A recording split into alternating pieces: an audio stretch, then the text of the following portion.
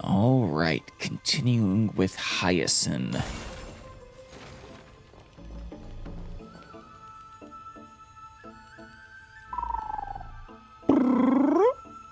Dude. This was where Professor Anaxa gave us the lesson. The lesson? Which lesson is the lesson? I can still see that day in my mind. And that was your last lesson in the Grove. Let's see. I don't really recognize any of you, but I find it interesting that Casterus was in the same class as these two. I mean, she is far older than everyone else here. But I guess maybe she didn't really embrace being a Chrysos heir. Or maybe didn't even become a Chrysos heir until, well, very recently. Now, each of you will head off on your own path.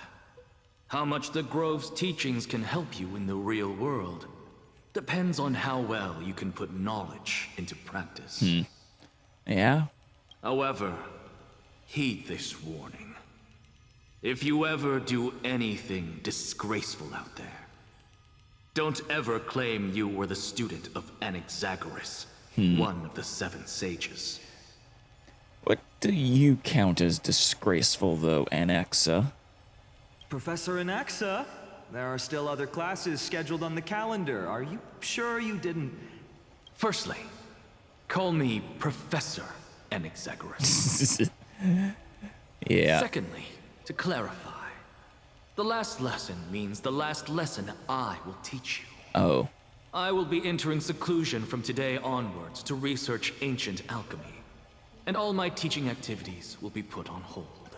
Well, shoot. Ah, I see. So you're saying that the lessons taught by all the other teachers aren't good enough to be considered lessons? I mean, he might explicitly say that. All you do every day is wag that sharp tongue of yours. That's a credit deduction, Finan of Ides Elysiae. Oh, Finan. You... how many years did you spend here? Aw. You made Casterus laugh. This Finan character is all right. I have nothing left to say. Next. Please wait, Professor. According to the Grove's protocols for a cohort's final class, the lecturer should take some time in that lesson to discuss the students' post-graduation aspirations with them and guide them toward a solid path. Oh. Yeah, let's do that, Anaxa. Surely you can't skip such a crucial step, Professor. You'll go on to be his assistant, too. I think. The teaching assistant, Miss Hyacinth, is truly Professor Anaxa's nemesis. Oh, yeah, she is currently his assistant. Okay. I don't know. I feel like they pair actually kind of well in a oil and water way. Fine. Since Hyacinthia insists on this, let's go through the process. Wait. Hyacinthia. That name. Wait. Oh. Oh, is that your full name, Hyacinth? Since some of you are so eager to speak, why don't we start with you, Finan of Ides Elysiae? What is your post-graduation aspiration? At this point, probably to become Strife. Me? Well, it's not exactly an aspiration, but the only thing I want to do is to protect the people I care about. Right. I see. So you want to be a hero? How boring. Next. You're just gonna roast all your students in AXA. I didn't say... Hey, making Casterus laugh? This Anaxa fella, he's alright. Casterus, you've been giggling for quite some time. How about you go next? Aw, nervous. Perhaps my answer is a bit vague and meaningless, Professor Anaxagoras, but I hope the world can be freed from the agony of death, Yeah, so that every living being may find calming peace. right. How naive. So naive that it makes me want to weep for your fairy tale. You know, I mean, it's funny because she has come around on that dream and accepted death, I think. See, this is why I don't want to follow those outdated protocols. All I get are boring answers. Well, Anaxa, what would your answer be? What is an exciting answer? To upend the world's truths and flip them on their heads? Since you suggested this whole process, why don't you wrap this up, Hyacinthia? Share your aspiration with everyone, and let's see if yours stands out. What is your aspiration, Hyacinth? So it's finally my turn. Good thing I came prepared. I love her. My aspiration is nothing less than completing the final blank page at the end of the hero's epic. The final blank page at the end of the... Which hero's epic, and what is this about a blank page? Blank page? An interesting description. Do explain, Assistant. I agree, Anaxa, that is interesting. And I would love her to explain. I've read all of Amphorius's heroic epics while studying at the Grove, and a common thread came to my attention. Almost every epic ends with a description of the hero's achievements. Right. You mentioned how the everyday people of that time lived. Oh. No one recorded the struggles and suffering the commoners endured. Yeah, that's not terribly surprising. Always focused on the great people and never on the everyday. So you're saying that, instead of legendary heroes, you're more focused on commoners living on the peripheries of historical records. Yeah, I think that's noble and important. Perhaps I'm influenced by my background. My ancestor, Seliosi the Day Thunder Knight, raised her spear against the sky and ushered in the flame-chasing era that continues to this day. Your ancestor ushered in the flame chase. Interesting. I was under the impression it was Trebios who did, but maybe the flame chase had already begun by then. But no, because it was her. It was her prophecy, wasn't it? Interesting. Seliosi of the Day Thunder Knight. And the sky is still alive, so clearly Seliosi did not succeed. Her story is told to every child descended from the Skyfolk. We have no doubts about Seliosi's greatness, yet her towering figure overshadowed every record from that entire era. Right. What about the Too great. Knight's family, allies, and friends? What about the survivors and those who died in the great battles?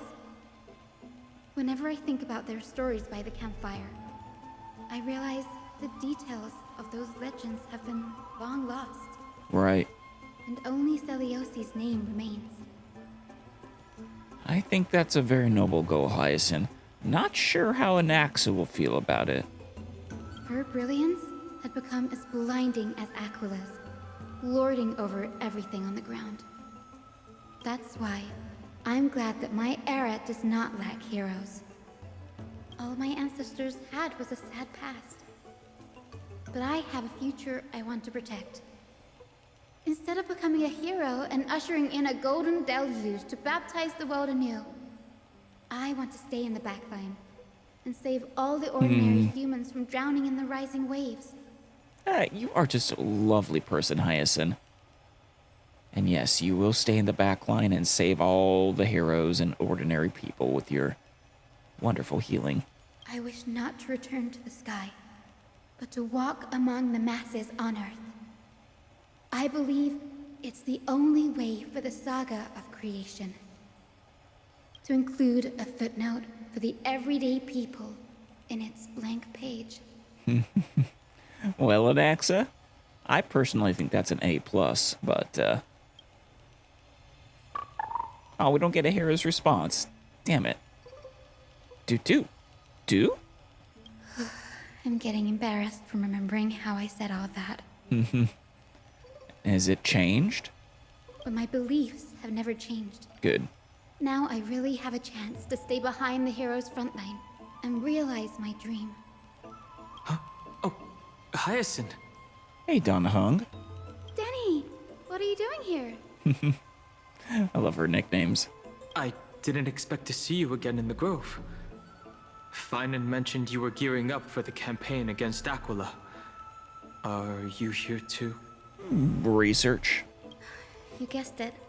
To reach Aquila's realm in the sky, descendants of the Sky People must perform a bloodline ceremony, summon the spirits of our ancestors, and get their blessings. I see. So we literally going to ascend to the sky? That's the Like, only to way the for clouds? creatures on Earth to forge the rainbow bridge to the sky. Oh. And the soul of the first ancestor I want to see is here in the Grove. Is it that hero we just mentioned? The Rainbow Bridge is essential to retrieve the core flame of Aquila, but undertaking such a vital ceremony alone is far too risky.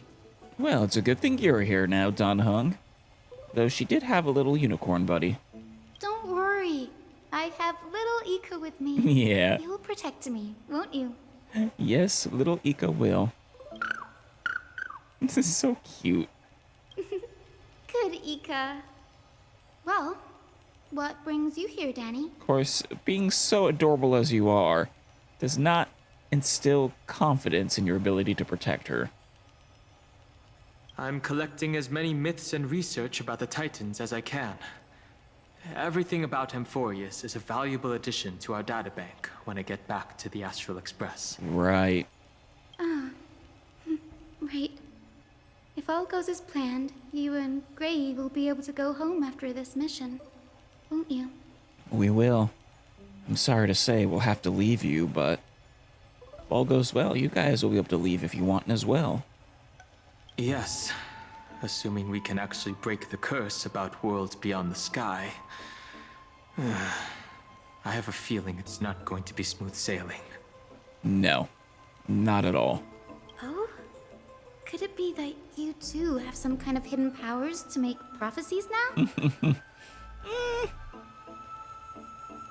Well, he's definitely got hidden powers. But, I don't know about to make prophecies. That's not it, but I'm starting to question how real everything is after a conversation with a member of the Council of Elders. Yeah. Don Hung has accidentally stumbled onto some truths of this world, or a singular truth of this world that no one here is meant to know. Yeah, that's right, little Ika. Nope. I didn't understand that either, little Ika. Don't worry about it. There's a lot that I still don't understand. Right. And also, you really don't want to make him your enemy. Since we've already met up, why don't you come with me, Danny? I was thinking the same thing. The Grove is fraught with danger right now, and an extra pair of hands translates to extra security. Yeah.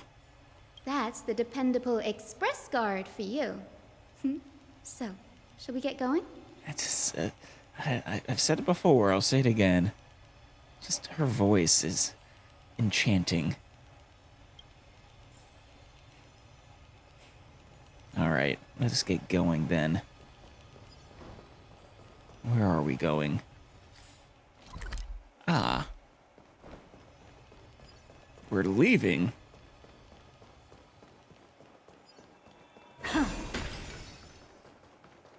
That doesn't The seem chroma right. copper is vibrating. There must be memories of an ancestor nearby. Oh.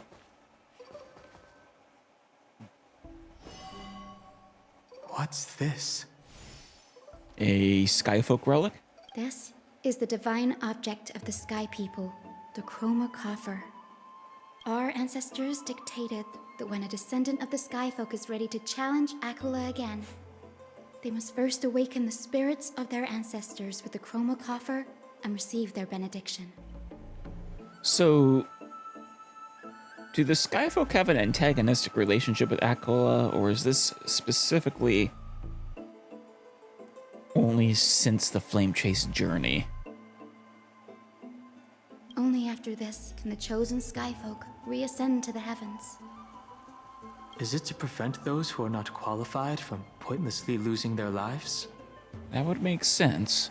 Very prudent, wouldn't you say? Very. The soul of an ancestor slumbers here. Now, I will awaken them. Right.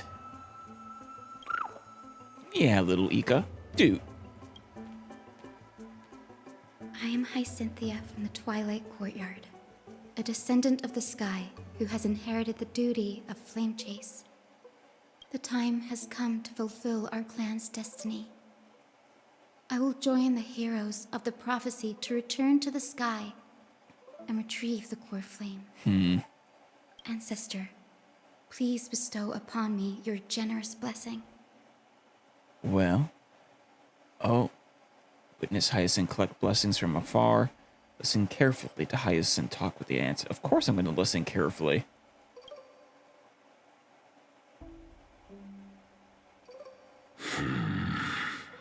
Hello, ancestral ghost. Who has awakened me? I'll be honest, ancestral ghost. That is not the voice I expected coming from you. It's Hyacinthia, a descendant of the Sky People. I apologize for interrupting your slumber. You are Lord Crispus, aren't you? I've read your story in our family tree. You were a righteous judge who vindicated many who were wrongfully accused. Hell yeah. I like you, Lord Crispus.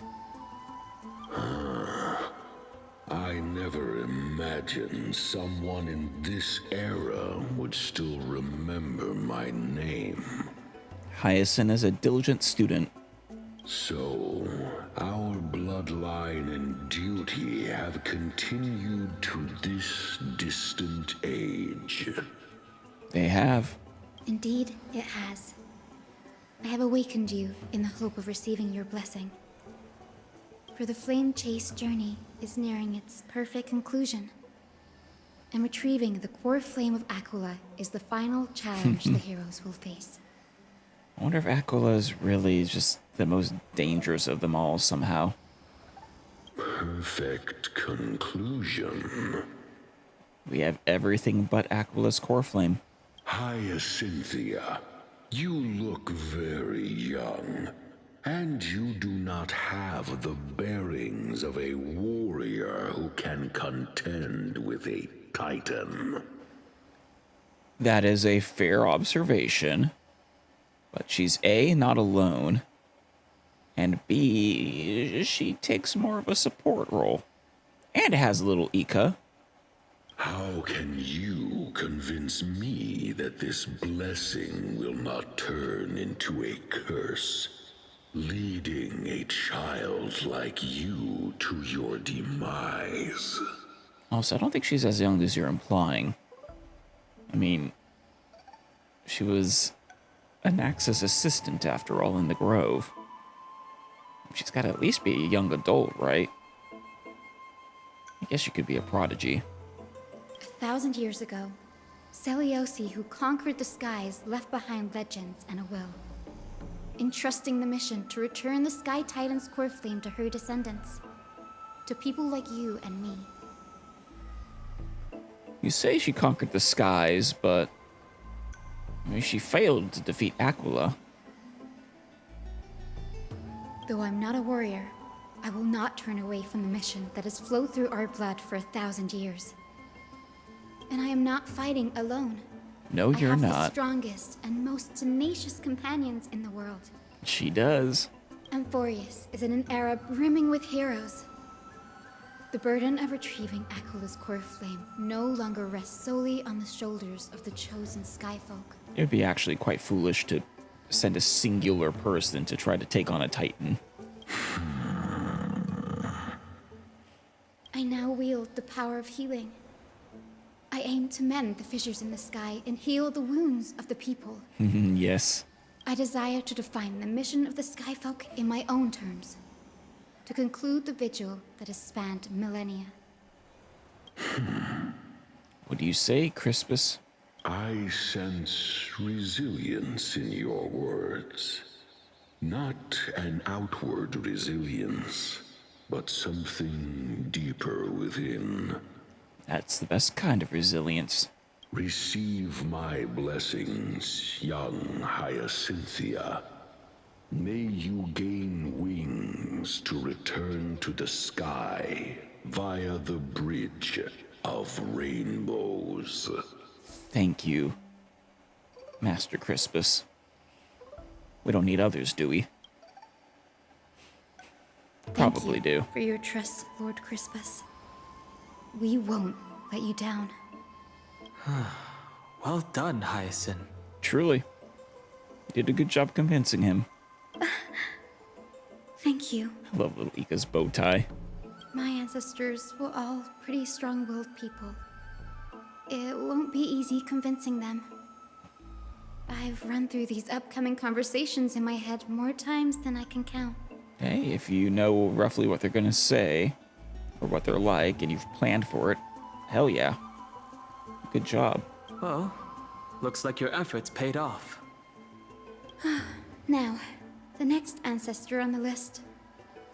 Her spirit is set to rest in the vortex of Genesis. Oh, Pity that the ceremony has to be performed in strict order. Shall we head back to Akama together, Danny? yeah, don't leave her alone.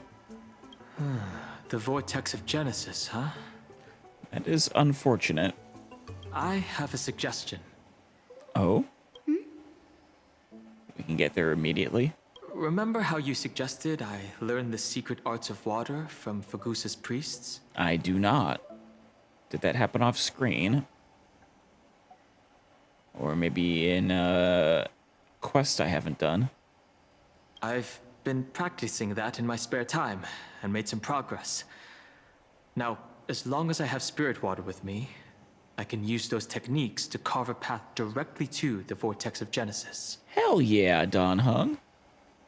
Good job. Oh, I remember.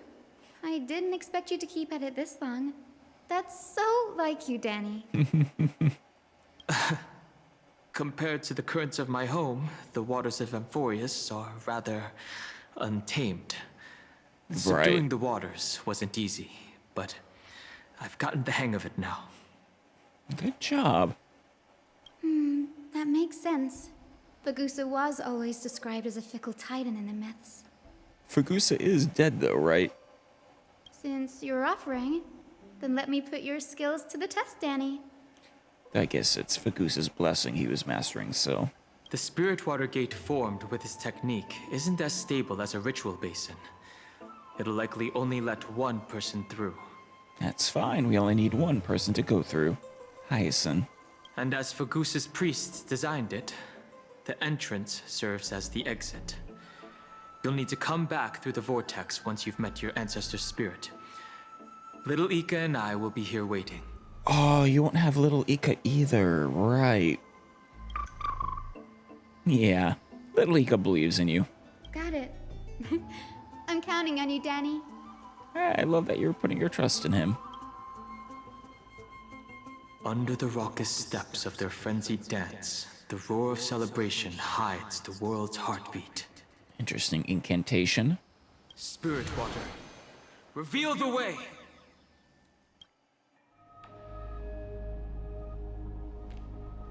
The vortex. Vortex of Genesis. Unbelievable. I know, right? Danny is full of surprises. You haven't even seen the half of them. But this does feel way more disorienting than the ritual basin. Wait, is Lady Treeby here too? Oh! And who is that next to her? Wait, have you never met her? Oh, you should meet the Phantom Kitty Thief. A, because I want to hear your nickname for her. And B, because she's actually kind of nice in her own way. Oh, I think I know who that is. Do you have to go already, Sci-fi? Oh, Sci-fi. It's been ages since you were last in Akama. You could have taken some time to rest, and we could have caught up. Oh, yeah, catch up with Treeby. Who knows how much more time you have with her? That's all right, big sister Treeby. I've gotten used to life on the road. Staying in this bustling city actually feels off. Yeah, but also, yeah, clearly big sister Treeby. I love it. Besides, your prize student gave me an incredibly tough mission to handle. Yeah. Cut Snowy some slack, Sci-fi. He's still so young, yet he's shouldering all the responsibilities Aggie left behind. Right. Yeah. He does not have an easy task. Besides, Snowy's not the kind to ask for help lightly. Since he came to you, it means you're the best person for the job. You are. I mean, there's not a lot of other choices, but you are the best person for the job. You really spoil him, big sis Treeby. Guess I'm past the age for someone to look after me. Nice impression. Sci-fi. Just kidding. I get it. That deliverer boy does have a certain charisma about him. He does. It reminds me of Aglaia in her prime. Before her humanity was degraded. Anyway, I'm about to head out. Oh, big sis Treeby, before I go, got a little gift for you. Oh? Well, It's got the didn't trickery. expect you to be so thoughtful. What's in it? I don't know. She's got the Zagreus emblem on it. That's a part of the game too. If you want to see the full picture of what's inside, you'll have to wait until nightfall. Curses. What happens if you open it early? A gift with a mysterious twist? Seriously? What do you do? She's Cypher. She's the Phantom Kitty thief. That's what she does. Huh? Looks like we have company. Lady Treeby, and this graceful lady must be Miss Cypher. That she is. I'm Hyacinthia from the Twilight Courtyard. Everyone calls me Hyacinth. Pleased to meet you. Bright and cheery as a lamp. She really is. Well, hello there, pink child. I'm Cyphera from the long-fallen city-state of Dolos. As for the rest, it's all in the history books, so I don't need to repeat it here. Right. And she already probably knows. She is a student of history, after all. So, you're from the Twilight Courtyard. Does that mean... Yes, she was acquainted with Lord Anaxagoras. Yes, I'm a descendant of the Sky People. And that. The Chrysos heir about to take over the authority of Sky. Whoa! That's unexpected. I figured Celiosi's descendant would be, I don't know, taller, stronger. I mean, okay, but she is strong in her own way. And she's tall in heart. Don't judge a book by its cover, Sci-fi. Zinni is a master of her craft. She really She's is. the most skilled and dependable physician in all of Amphorius. Exactly. Don't worry, Lady Cypher. I may not be as strong and warlike as Lady Celiosi from 1,000 years ago, but I'm confident I can carry out the mission of the Skyfolk. I am too. All this talk about missions, you're making it sound way too serious. You've got to look out for yourself, girl. Don't push yourself too hard. I'd hate to see that cute face all scratched out by Aquila's claws. Yeah, I wouldn't want to see that either. So Aquila has claws. Do they? Sci-fi cracking jokes? Looks like you haven't forgotten what Aggie said all those years ago. Treeby teasing Cypher. I love her. I love it. Anyway, I've got a mission to handle, so I'll get going. What did Aggie say all those years ago, though? Treeby? Cypher? But yeah, no, Cypher, I feel like Cypher cracks jokes all the time. She's very playful. Good luck, Miss Hyacinth. And if things get tough, just let that deliverer take the lead. Now he's deliverer no more. Now he's, shoot. Forget what they said. I just remember that, they were saying he wasn't going to be a deliverer. Cypher uses the Coin of Whimsy's ability and teleports away from the vortex. What a beautiful ability. Miss Cypher is in such a hurry. It's what she does. Don't worry, she's always been like that. It's good to have her back in Akama lending a hand. Yeah. Well, enough about her for now. You're here because of your mission, aren't you, Cinny? That is correct, Treeby.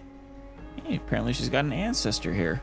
It's the perfect opportunity for me to go and tuck Siphy's gift away somewhere safe. The Vortex of Genesis is all yours. See you around, Treeby. Stay safe. Search for the ancestral ghost. Yep, just the two. Aquila, and of course, Kefali, the world bearer.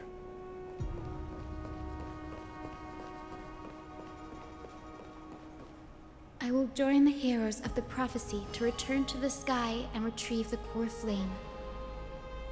Ancestor, please bestow upon me your generous blessing. Speak with the ancestor. Skip the narration, never. Ancestral ghost? Child, what brings you before me? Could it be you're a descendant of the Sky People? 100% correct, ancestral ghost. Yes, I am Hyacinthia of the Twilight Courtyard, the successor of the Sky People's Flame Chase duty. You must be Gem Electra. Legend has it that during the Chrysos War, you led our people to ally with Akama and held back the Kremnoan forces. Ah. It was your victory that earned the Sky People a place in the Holy City. So the Chrysos War was at least partially Akama v Kremnoa. Kremnos? Shoot. The Akamans versus the Kremnoans. I was thinking it was more people against the Flame Chase versus the Chrysos heirs and supporters. Not really any, within each individual city-state. But I guess that's not quite right.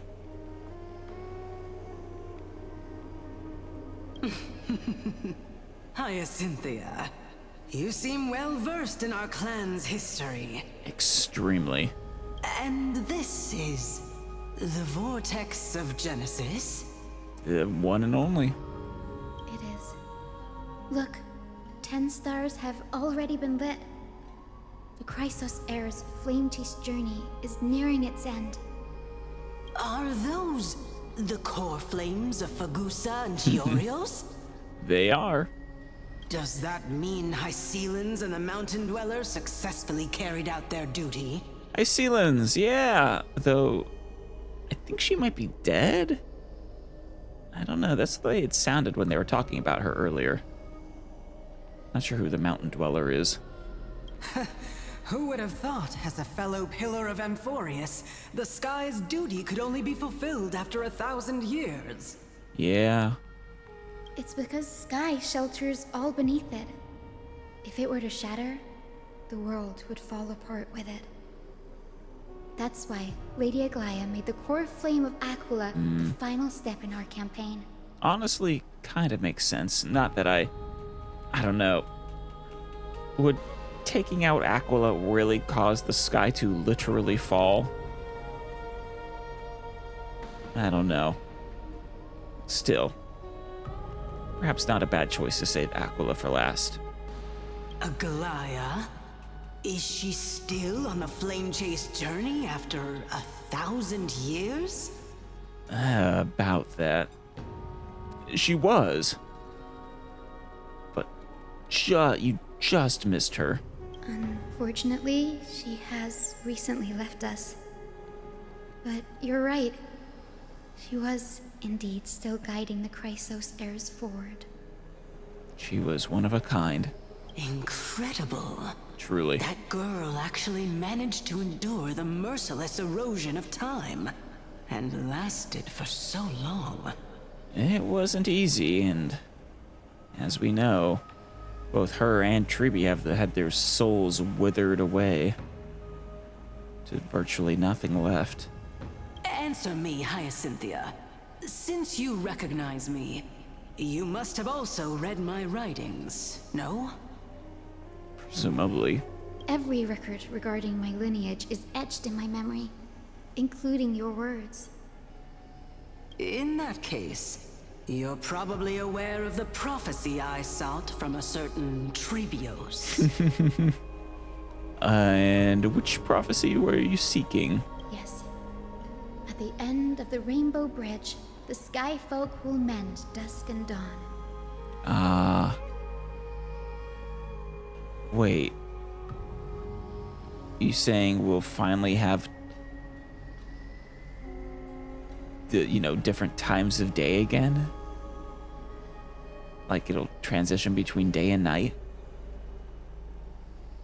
But unfortunately, no ancestor has ever been able to truly decipher its meaning. I see. Yet, Trebios' prophecies never fail. Right. At least the ones that are true, and not being manipulated by a certain group of bastards. Perhaps you'll be the one to witness its fulfillment, child. May the prophecy lead you to a gentle fate. Yeah. I would hate for Hyacinth of all people to not have a gentle fate. Because there have been some distinctly not gentle fates for some of the Chrysos heirs. Thank you, Lady Ectra. Whatever fate the prophecy holds, I'll face it head-on. It's only by giving everything we have that we can truly accept any outcome with a smile. Won't you agree? Yeah. I like you, child. Me too. I wish this conversation could go on a little longer. Unfortunately, she has places to be, and, well, you're dead. Take my blessing, Hyacinthia. When I first saw you, I indeed had my doubts. Understandable, honestly. But your resolve has touched me. If Sky's divinity is fated to pass on, I hope it incorporates your optimism and kindness. Yeah. That would be lovely, a kinder sky. I mean, Hyacinth is definitely not... Her temperament does not match what everyone says about Aquila. Your blessing is a treasure beyond measure, General. Rest well. I'll make sure your gift is put to its best use. How many more we got, Hyacinth? General Ectra is so different from how the records described her. She's quite a gentle person. That's not that surprising. I mean, the records are probably mostly about her military campaigns, and, well, she'll probably act differently during those. All right, time to head back to the Grove. I shouldn't keep Danny and little Ika waiting.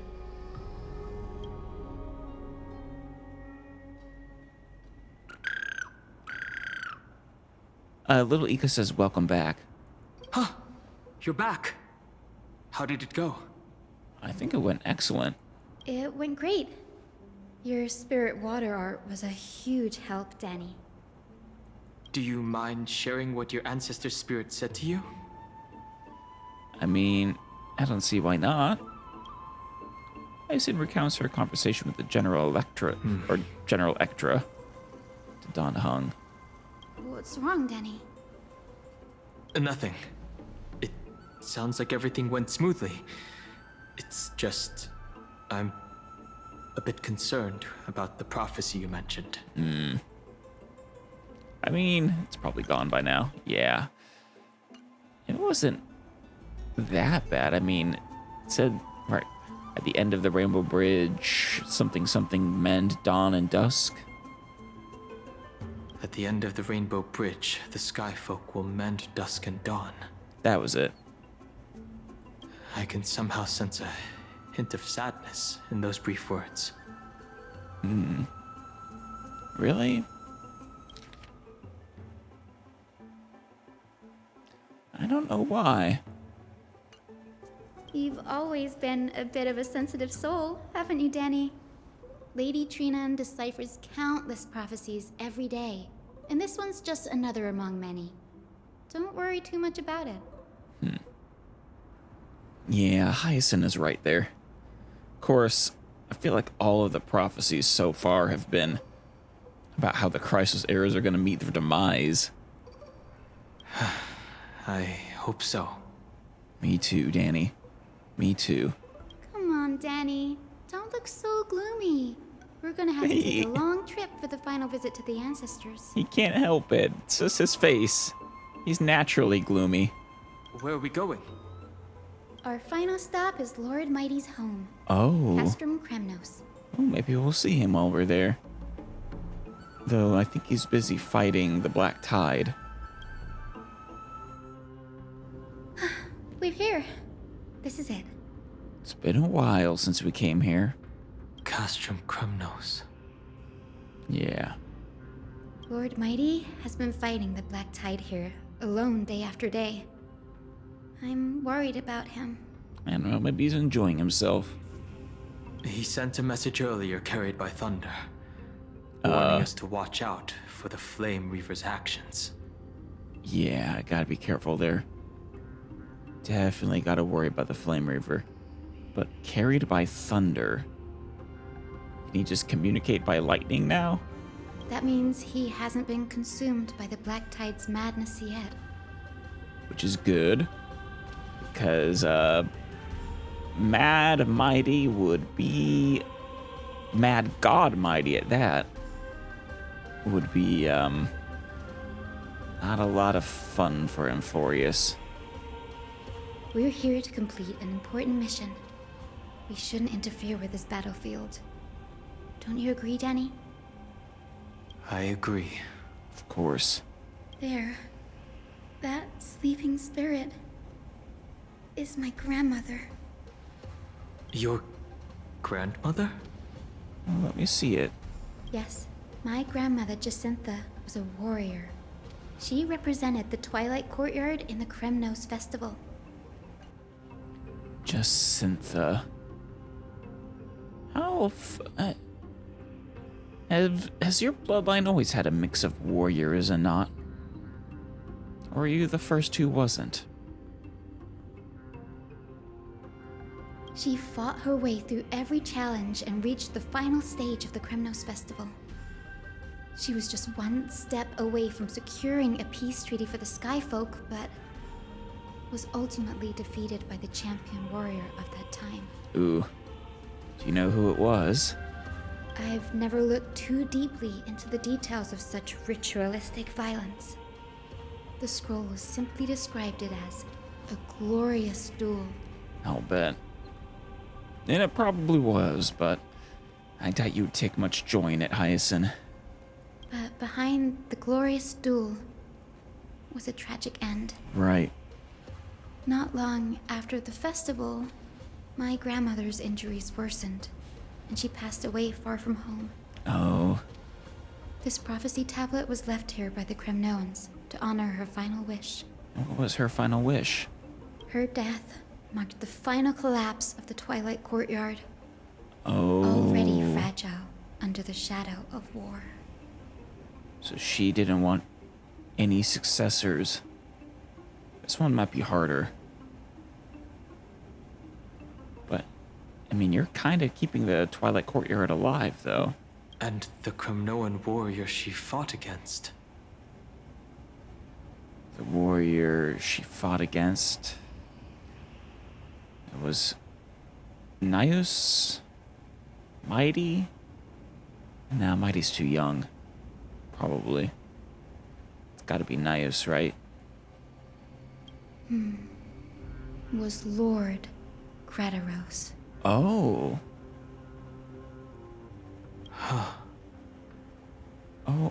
Oh.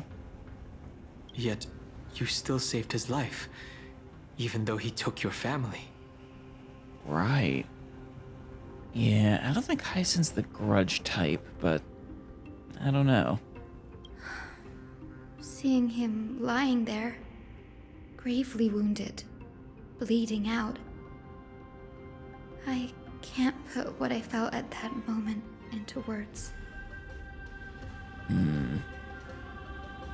mean, understandable. I'd be a little surprised if it was actual joy. But when I heard Lord Grataros took that fatal blow to protect Lady Trianne, all to quote Lord Finan, Oh, whoops. Kratos. Again. But when I heard Lord Grataros took that fatal blow to protect Lady Trianne, all those tangled feelings faded away. Right. I mean, that's instant redemption, basically. Protecting Treeby or Trianne or Trinan. To quote Lord Finan, Grataros must have done that to become a better man. Right.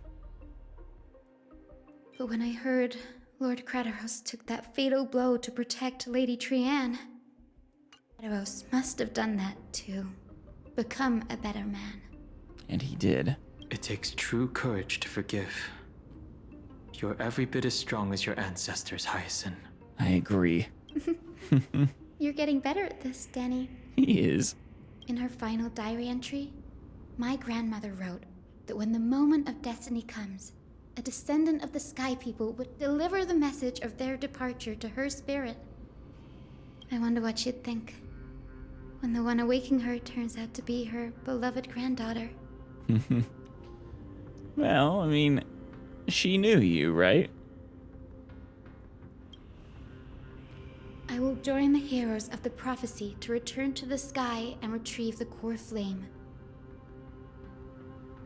Ancestor, please bestow upon me your generous blessing. All right, let's listen carefully to Hyacinth's grandmother. Jacintha? Is this the world of the living? More or less. Wait. You. Could you be? Yes, your little granddaughter all grown up. Grandmother, it's me. You're Hyacinthia. Aww. Hyacinthia, my little hummingbird. Aww. Why? How? Why is it you who awakened me? Yeah, this isn't gonna be easy. There's no way Jacintha wants to see her little hummingbird go face Aquila. I have never imagined this. I thought I would feel happy for all my ancestors when this day came, but now I can't even experience the joy of seeing you again. Oof. Do you remember that you and Father took me to my very first skyride when I was 8? Aw, I don't know what that is, but aw. Back then, you wanted me to pick one accessory out of 4. The sun crown representing nobility, the storm bracelet symbolizing strength, the ice ring embodying wisdom, and the radiant pendant signifying kindness. Well, obviously she chose the Radiant Pendant, right? Because she's super kind, but she's also quite wise. She has a certain nobility and strength to her too, so no, she just probably just grabbed all of them. Grandmother, do you remember the one I chose? You spoke an innocent little prayer, infusing a faint thread of light to that modest pendant. Yeah, that's the one I figured she actually took, but... Yes, and I remember how surprised you were. In all those centuries, no other child of the Sky People had ever made the same choice I did. None wanted the pendant? Well, people don't value kindness enough, I guess. Hyacinthia, there was a time when I thought you were a timid child. No, she's kind. She's not timid. There's a difference. You never had much interest in swords or battle and had no relation to that fiery determination and strength in our blood. Yet I've told myself, that's not a bad thing. If my hummingbird could live her life in kindness and optimism, then it'd be a good thing. You're not wrong. I never thought the burden of retrieving the core flame of Aquila would fall to you. It's understandable. Yeah, honestly, you look at Hyacinthia, she's not the one you would expect. But perhaps that's why she's the right choice.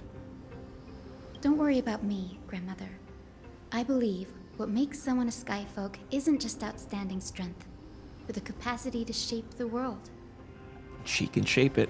When the world cried out for a hero to challenge the gods 1,000 years ago, Zeliosi stepped forward and began the flame-chasing era. Oh, you know what? That makes more sense. So Trebios was obviously the one to bring the prophecy and to initiate the flame chase journey to make it a thing. But Zeliosi was the first to actually attempt to retrieve a core flame. And thus, quote unquote, initiated it. Fair enough. And now, as the flame chase journey nears its end, this broken world is crying out for something else. Healing. Yeah. And that is something Hyacinth excels at. Isn't it poetic? A saga that spans 1,000 years, began with Sky, and will also end with Sky. Yeah, that is very poetic. You're still as optimistic as ever, just like when you were a kid. If your mind is set, Hyacinthia, then carry your resolve through to the very end. Oh, I love that she's actually supporting her. You know, making sure she wants this, but not gonna get in her way. Make the choice for her. Return to the sky with my blessing, and watch over this world on the threshold of salvation. Aw. I like your grandmother, Hyacinth. Grandmother, thank you. But I have one last request. Oh? Speak, Hyacinthia. We should still have some time. Before you go, could you tell me the tale of the Sky Hero once more? Just like you used to. Oh my, that is just adorable and sweet. Then listen closely, my dearest hummingbird. After all, this will be the last time. Yeah, truly. I wonder if I get to hear it. I'd love to hear this story. For millennia, the Titans yeah. waged relentless wars, leaving the world scarred and ravaged. A century of the Chrysos War plunged the nations into chaos and decay. So, based off everything I've been hearing, it was Zeliosi. It was when she went after Aquila that was at the end of the Crisis War, which would mean the Crisis War actually happened before the Flame Chase journey. Which I guess it was a fight about whether the Flame Chase journey should be a thing. Perhaps even amongst the Titans, because some of the Titans support it. Others do not, or did not. Until a spear, fueled by mortal rage, pierced through the smoke and flames that buried the prophecy of deliverance. Aquila, the celestial shaper, the 100-eyed divine bird crowned with the blazing sun and wielding thunder. That sounds so cool. Okay, so this goes back to that fictional story we were reading before. The bird was Aquila. That story, I don't know, something about the way it was written was particularly confusing to me. Trying to suss out who was who. Those struck blind in 99 eyes by Nikador, they kept one eye glaring at the children of Twilight who received divine blessing, yet turned their weapons against the gods. I love the way she tells the story. Wow, well, that makes sense though. Nikador was Strife. I always suspected he was the,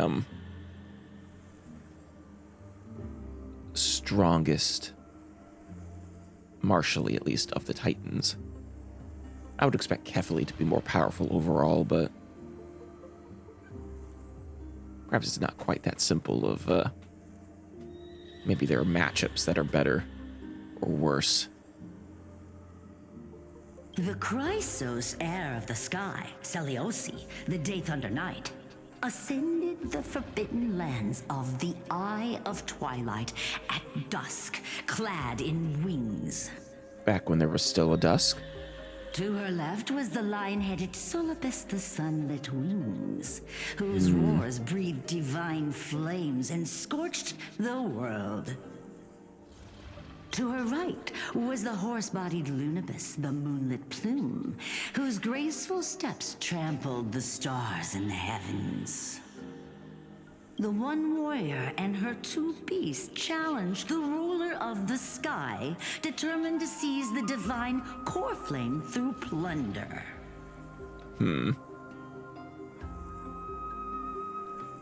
So these beasts were Celioses then.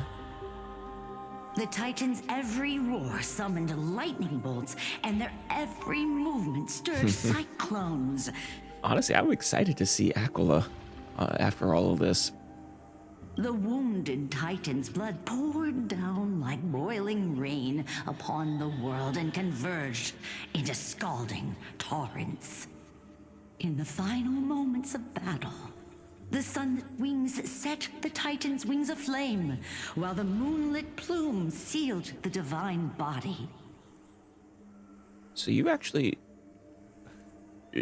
you know, she did better than, Celiosi did better than I thought. I mean, obviously they failed, but they successfully sealed Aquila's body, though.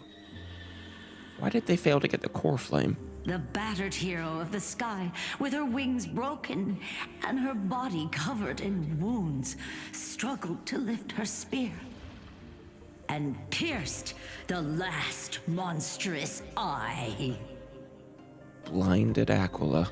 The Titan's divine body crashed to the ground, and with it, the sky tore apart like fabric. Oh, wow. About to fall with its god. And that they refused to make the final blow to prevent that from happening. The fear and pleas of mortals urged the hero of the sky to rise again.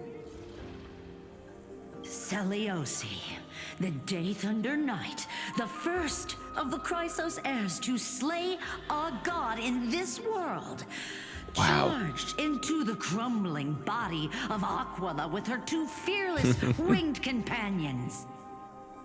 She merged with the Titan, She did? holding up the sky once more, only to leave behind a powerful message for the world. Wait. So, Seliosi fully succeeded then. So what happened? My descendants will be blessed and cross the Rainbow Bridge back to the sky. At the end of the prophecy of Genesis, they will reclaim the core flame from my hands. So Aquila is dead. It's Seliosi we have to face, who merged with Aquila. She basically became a placeholder titan, awaiting, holding up the sky till the end of the flame chase. Wow. A few days later at Dawncloud. Today's the day. That we ascend the skies. Wow, I didn't expect it to be so lively up here. I don't know, Bem, it doesn't feel that lively. I guess there's some people out, though. Are these people here to send off the Chrysos heirs? Oh, that's cool. There's Svinen. Let's go talk to him. Who's he talking to?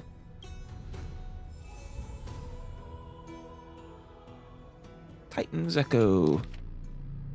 Kephili, throne of the worlds, eternal and exalted, bearer of boundless light. Through your divine visage, holiness is revealed, and the beautiful dawn arrives. It shall arrive. Beginning and end of all things.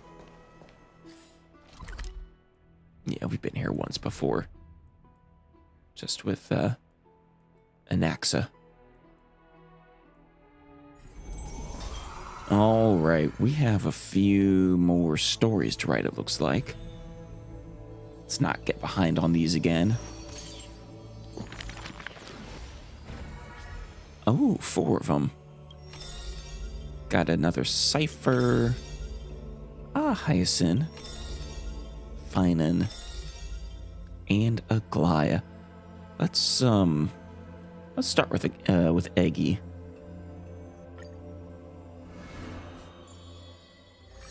Her 5th story, Weight of Dreams and Slumber.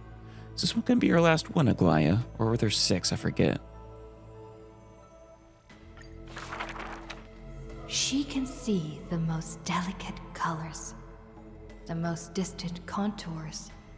Right. She can see the most secret desires, and through the most perfect liars. So you say, but I think she admitted that she couldn't see through Cypher's lies. But being able to see everything is the same as seeing nothing. Countless mirages and cacophony Too much. surround her with stimuli plenty. Yeah.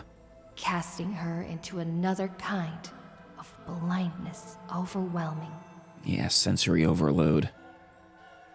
That makes sense. Too much information. Can't sort through it all. So she soaks herself in the bath and lets her golden thread go beyond the palace.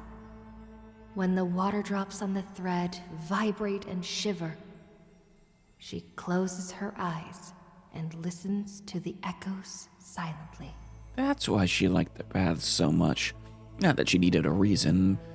A nice hot bath is nice, especially with the kinds of baths that they have. But, now that makes sense. She hears how a mother's feet were wounded for treading over too many stones, and is soaking her feet in the hot water bath. She hears children playing next to the pools, and someone is saying loudly, I heard that the Golden Goddess also likes to visit the baths. Yes, she does. In fact, you'd get one guess as to what she's doing now.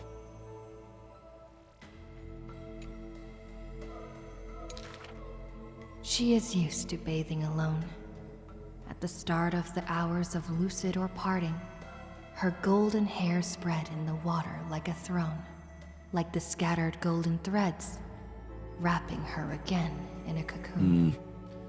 You don't have to bathe alone, though. I mean, you have Treeby, as well as others, depending when this is.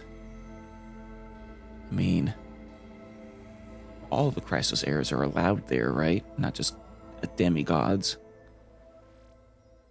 Yanis's holy maiden silently walks over. Oh, there we go. Scooping up water to wash the weaver's hair, as if cleansing the bough of a laurel tree. That's sweet. That is when the one who sees the core flame finally knows. There's no difference between a demigod and a true deity. Yeah. The golden blood that congealed through divinity, only in this heavy heat can temporarily flow. And let this golden butterfly feel a fleeting warmth. I mean, I always found it a little interesting that they called them demigods instead of gods. But I think that's partially due to the group of people who don't really want to acknowledge people like Aglaya, who still have their loyalty to the, supposedly to the Titans, in reality to their own power. Just as she had once touched her own face, falls the final tear her eyes will ever produce. Oh god, that's sad. To be unable to ever shed tears again, presumably because of the, her decaying humanity, but...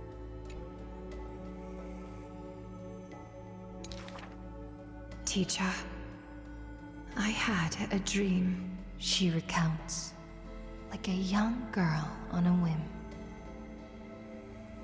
The sound of the water repels all disruptions in speech. Such peaceful rest, such sweet dreams. She dreamed of how she was a naive noble girl, ignorant of the world. She dreamed of the countless nights when she worked, in the courtyards she weaved.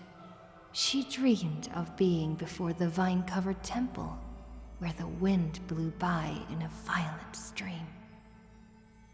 Dream of her past life, before Chrysos heirs, or before she was a Chrysos heir at least, before her divinity. It does sound like a sweet dream. Before the weight of the world was on her shoulders. Lastly, she dreamed of the prophecy that she heeded. How the ancient sound came through the 1,000 waves and could not be heard clearly in her dream.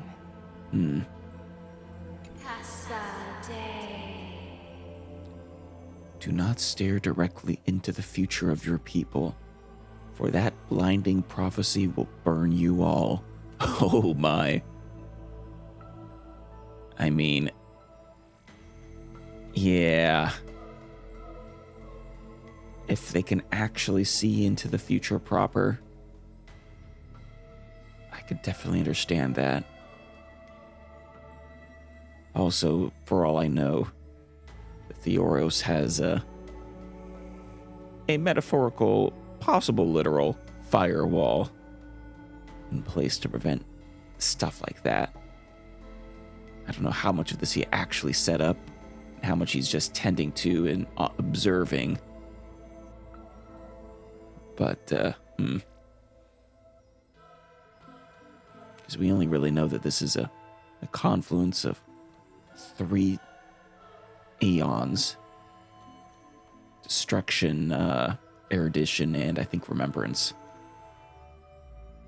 But we don't know that it was a voluntary confluence of remembrance and erudition in order to suppress destruction. Even though that we do know that that's what's basically happening. The dawn device is always glittering, and birds are always chittering. The children of Akama like these kinds of songs. Yeah. Why not trust in the promise of an era Chrysia unending? Like how children believe in fairy tales, passed down unceasing. But will the Dawn device truly shine forever?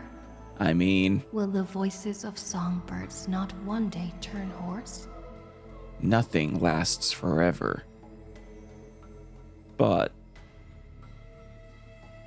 it'll last for many a cycle, at the very least. In the golden bath in times gone by, she pierced her eyes, for she saw the all-too-dazzling future of everyone. That future was nothing compared to false promises. Didn't they say not to look into your future? Or I guess I can't go back, but maybe. Oh no, maybe it's saying she did look into that future, and that's why she's blinded. Maybe. Though I think she was always. I got the sense from everything we've seen so far that she was born blind. That wasn't a side effect of becoming Nestia. I'm not positive on that one. But I feel like I got that sense.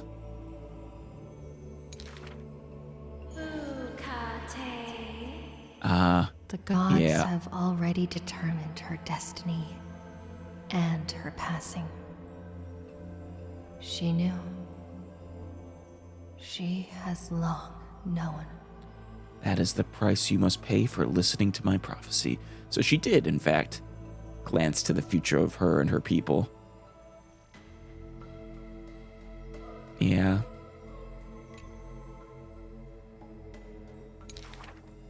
The red-haired child appears worried. You are aware of everyone's fate, yet never speak of your own future. Was it through Trebi that she obtained this prophecy? I don't think Nestia has the ability to see the future. Actually, I don't think Yanis does technically either. Even though they have prophecies, I'm not sure that... Or no, Yanis doesn't have that. That's Orynyx, isn't it? The child who passes along the prophecy understands that to lay such a heavy weight on one person is comparable to the dawn the world-bearing Titan's shoulders. Yeah. The weight of the world. Actually, so I think maybe Yanis was the future, Orynyx was the past. Maybe. I mean, Yanis was the Titan of gates and paths, but you could interpret that as a future. Path to the future.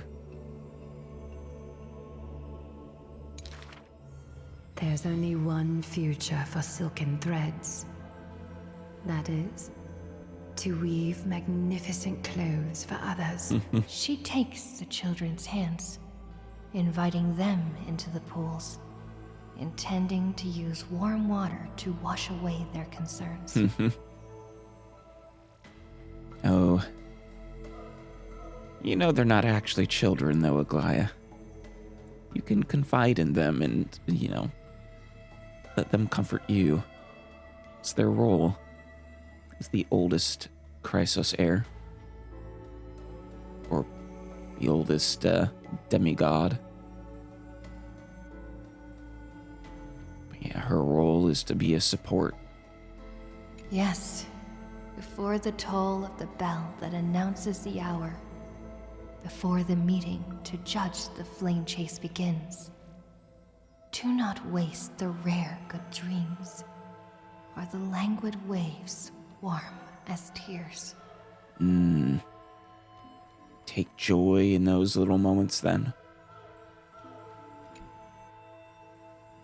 When you have them. To help deal with the weight of the world.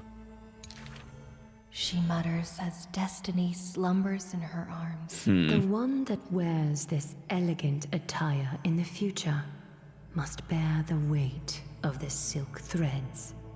Right. She'll be fine in, presumably. But also I love Just the way they put this, Destiny slumbers in her arms. Destiny being, of course, Trebios.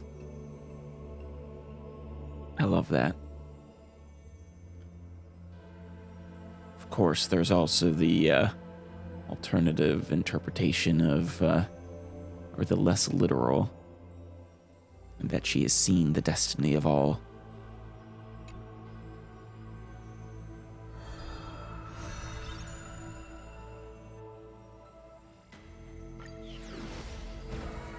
Beautiful. All right, let's go. Gotta follow her up at Cypher, right?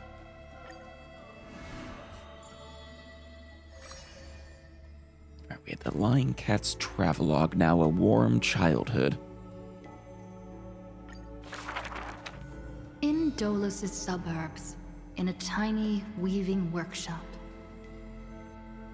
the silk-weaving old woman busies herself within, as her smart child wanders outside on a whim.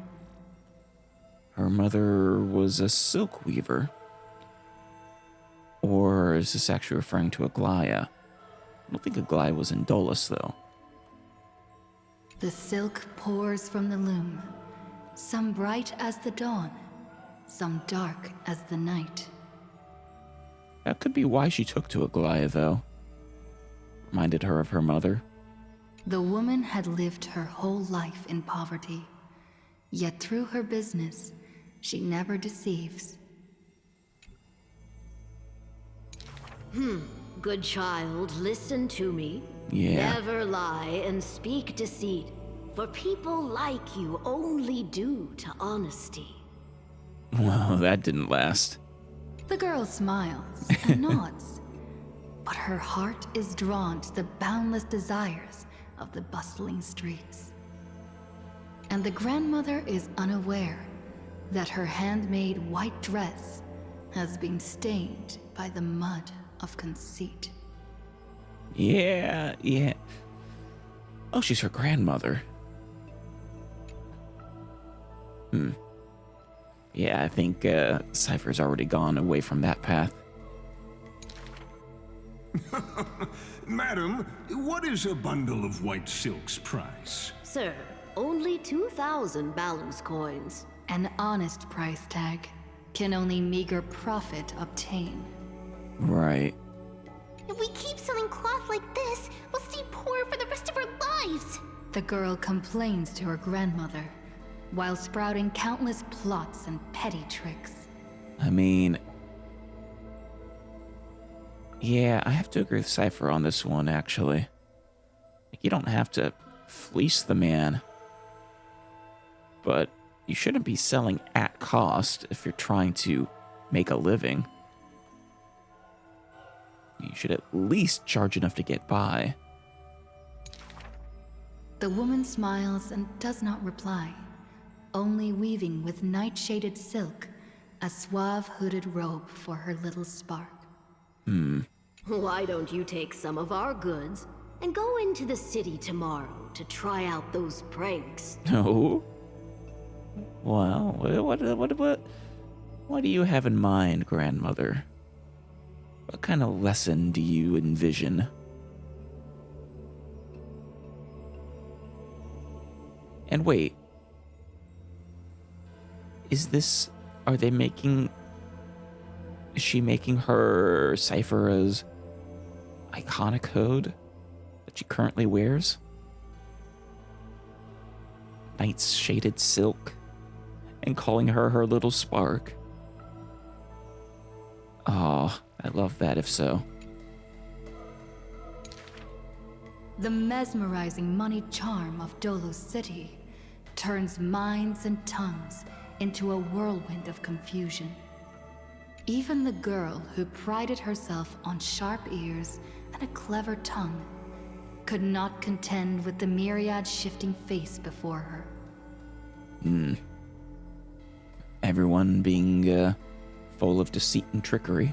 She returns penniless and furiously seethes. I vow to the god of thieves that I will eventually empty those people's pockets. What a vow.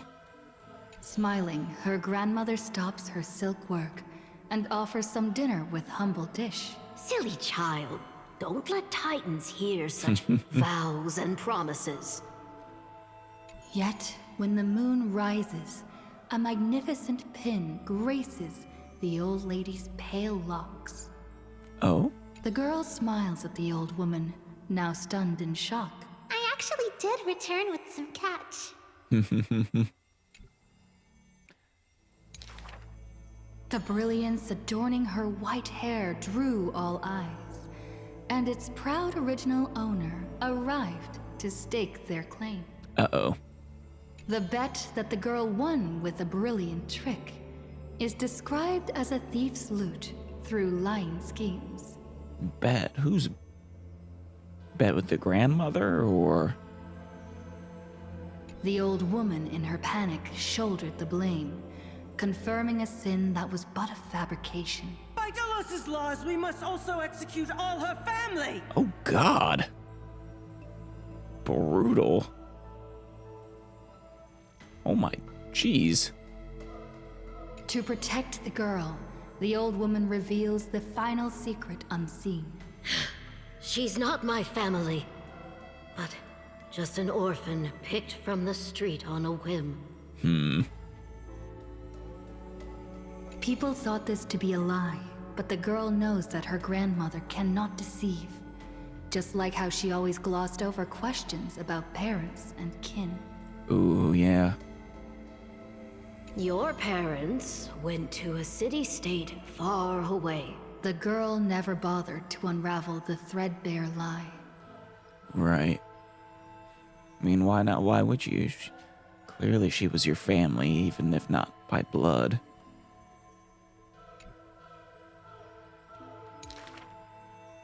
Stop! Stop right there, you thief! Run! Run as fast as you can! Cyphera! Aw. I like this grandmother.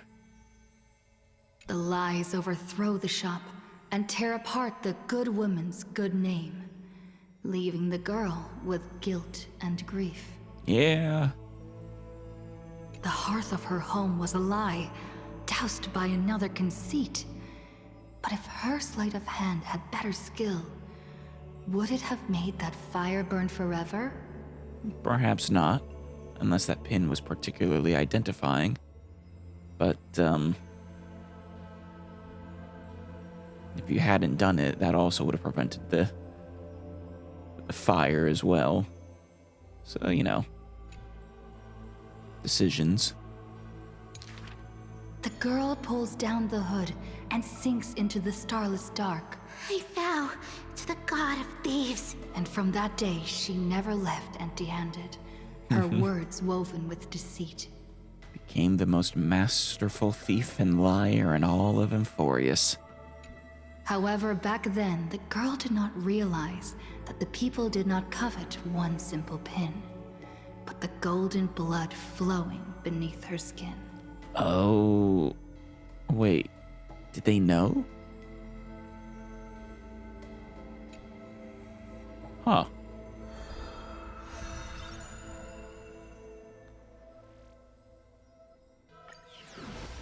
Oh, Cypher.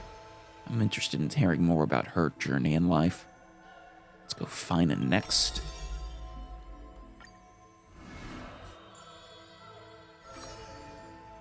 One-way journey from the past. There are no swords here, only farming tools. Facing the ambitious boy, the shopkeeper kindly explained. Is this before or after the destruction of Ides Elysiae? Even a rake would do. Let its worth be judged by the verses I compose with it. You were quite poetic even back then. Many days later, the wounded child stood upon the scorched earth, and silently, he buried the ruined tool. Oh no. Wait, the scorched earth? Oh, is this after? For that was his first sword. And on the day that the Black Tide came, he broke the shackles of fate with that weapon true. Wow. Let go of my beard, you white-haired rascal! No! Fine. You win, okay? Why are you holding his beard? That was the first victory claimed by the boy. A victory often mentioned in later years. And yet he never treated it with shame. Did you win by just manhandling his beard? What, was this some random passerby, or were you training? I understood something thanks to his beard. The others hold their breath, waiting for his thoughts. But he only gives out one response. Yeah? The victor must stay focused, and success will come when you work on nothing else. Those words became the foundation of his existence. I mean, fair. I'm curious who this guy was and why you were fighting him.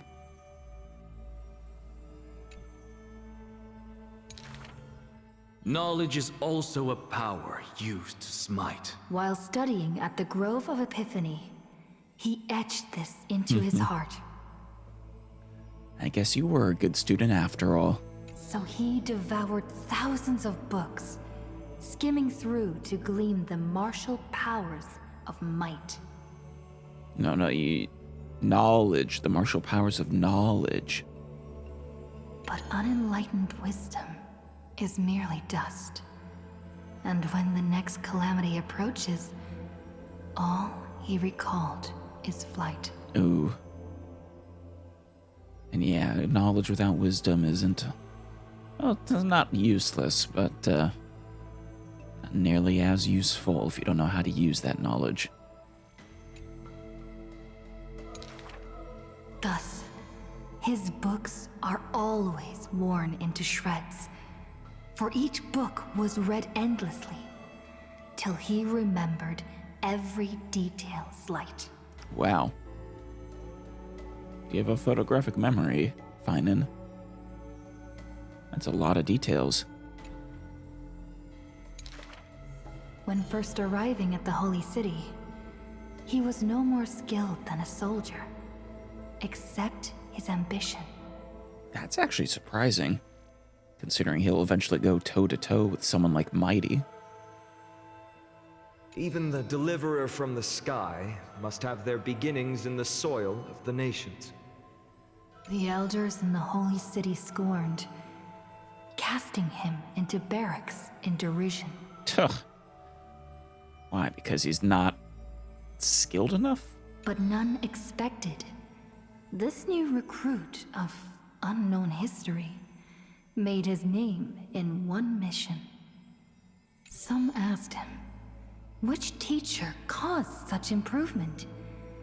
He answers with countless names, including the Inquirer's own. Learns from everything he can. Everything and everyone. Only one who treats the world as their teacher can bear its eventual destiny. Damn. Saying things like that, you do deserve to be the world bearer. Those with golden blood are bound to succeed. The golden heroes are born as gods, beloved. Such words echo in the man's mind. Yet he knows glory is not where the journey begins. Right. That's where the journey ends.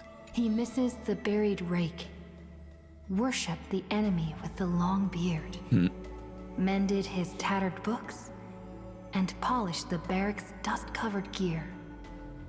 What forges a hero is not destiny from above, but the long journey that follows. You do have some wisdom to you, Finan. Now he stands here and looks back, and his past twists into a winding path. The long road to the sky stretches ahead, and towards the blazing white sun, he pens down Deliverance's name. Oh? I'm not sure what that part meant. Deliverance's name.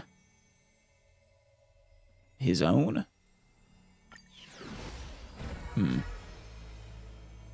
Alright. Hyacinthia.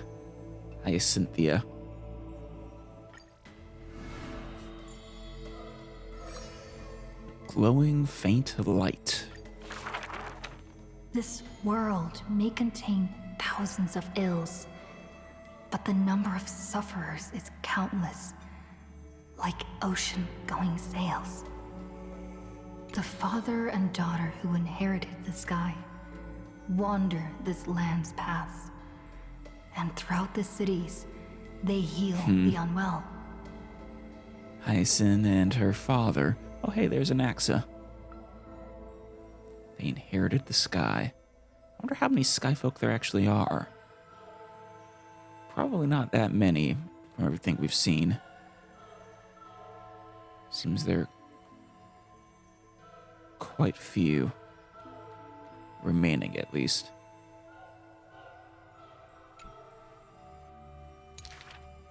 Heirs of the sky who once reveled in martial might, why do you now soothe the world's blistering blight? The doctor responds with a smile as he cures the injury's agony.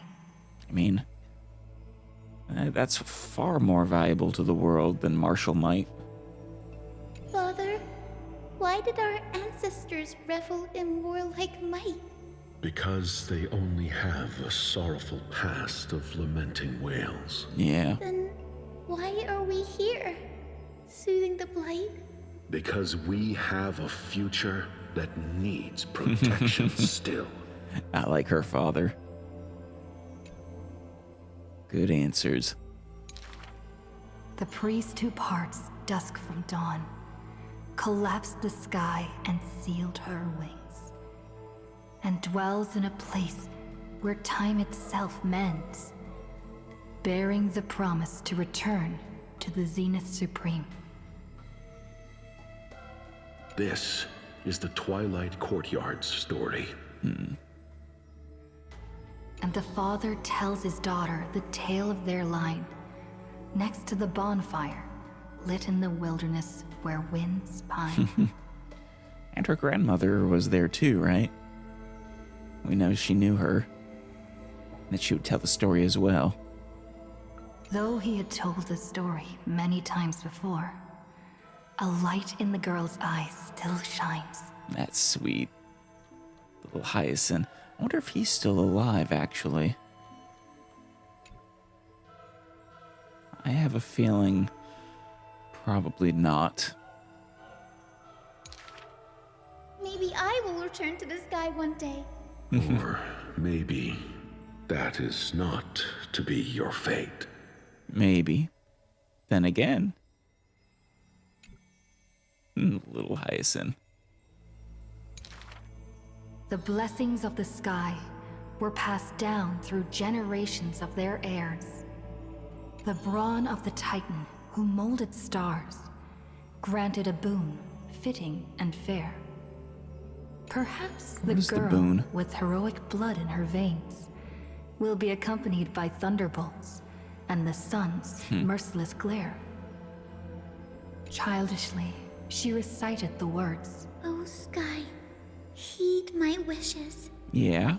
And thunder and heat did not descend. She only saw a sliver of gentle warm flare, wiping away mortal exhaustion and others' tired airs. Yeah, your hands are for healing, not fighting. What a gentle blessing. All said that she must be a savior saint, bringing light to the land, even if faint. She kind of is. She's very saint-like. Definitely has the sweetest temperament.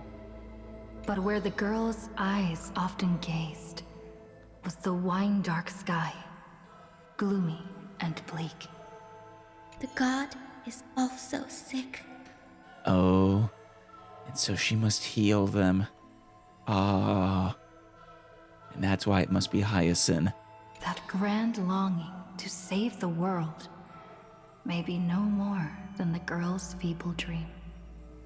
But her father treated it as his greatest treasure, and taught her all the ways of potions and creams.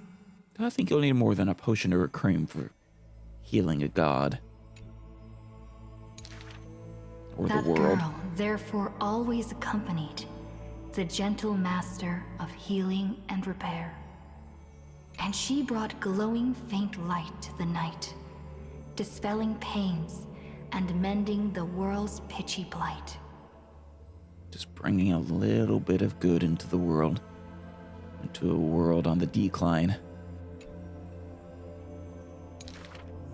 Father and daughter often rested in the silent courtyard under the giant tree.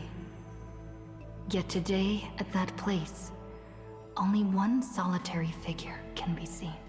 Hyacinth? On that night, the healer spoke to a visitor throughout the night. On that morning, he bid farewell to his daughter for the first time. No. Why? Who is the visitor? He will heal the ill at a faraway place, where the end of days approaches, and no family of his should follow. Yeah, I think this is probably where they part for first and only time. You have learned the craft of healing and understood the blessing. But a light more radiant still is needed to heal the entire world. She will be more radiant still. The departed healer never returned. Yeah. And the girl never left. And that rather lonely courtyard stayed silent as it was before. Poor Hyacinth.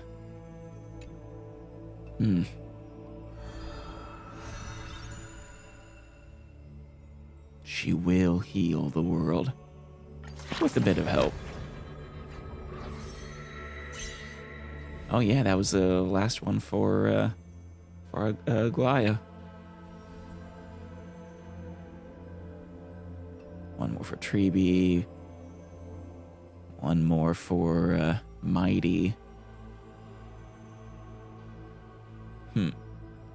Still quite a few here that we haven't seen yet. We're like maybe halfway done with this story, judging by this. Actually, probably not quite. Yeah, we have 25 of them unlocked, and there's a total of 60, I think. So, just under halfway done with the story based off of this as a metric. If that's even accurate.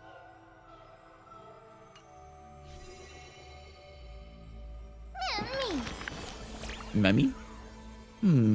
I heard that before reaching the end of their life, the followers of Nestia would offer their most beautiful creation. What would that be for Aglaya? Future of the Holy City. Yeah.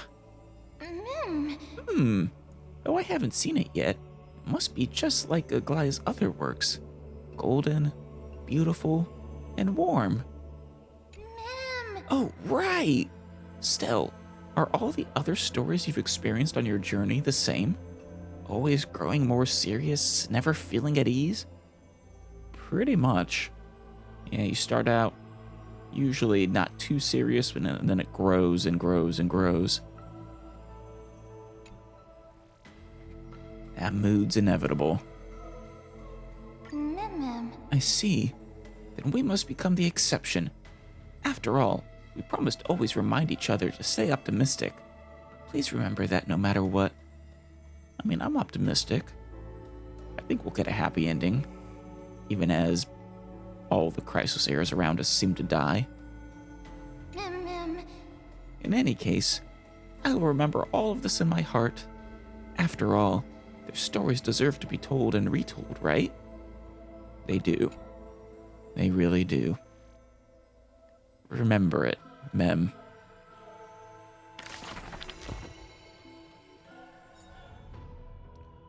Alright, I think I've decided, last thing we're going to do today, I have decided to go ahead and shoot for his weapon. I also wouldn't mind if I got an axes, but I don't think that... I can't remember if that's how it works or not. And I'm always needing better weapons anyways. And yeah, his is just too good for him. I mean, that is the risk. It's not really usable by other preservations, being the only attack scaled one, but I mean, the healing and the readout, that just turns him excellent. From really good to even better. I do wish these ones were better. I guess this one's not terrible for a hunt.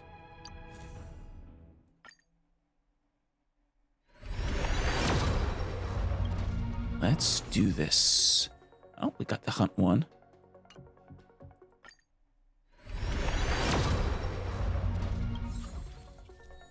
Got Landau's choice.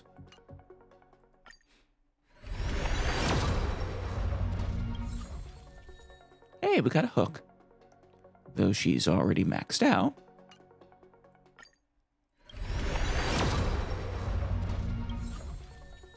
Another hunt.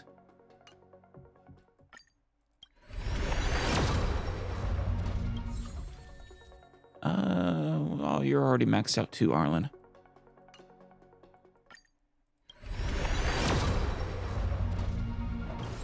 Shoot. 2 Landaus. I might as well max them out then, make them even more useful. Okay. We still have a few days, and that definitely puts us into, I think we'll at least touch soft pity. Yeah, with those 4 we got, that puts us up. No, still only close.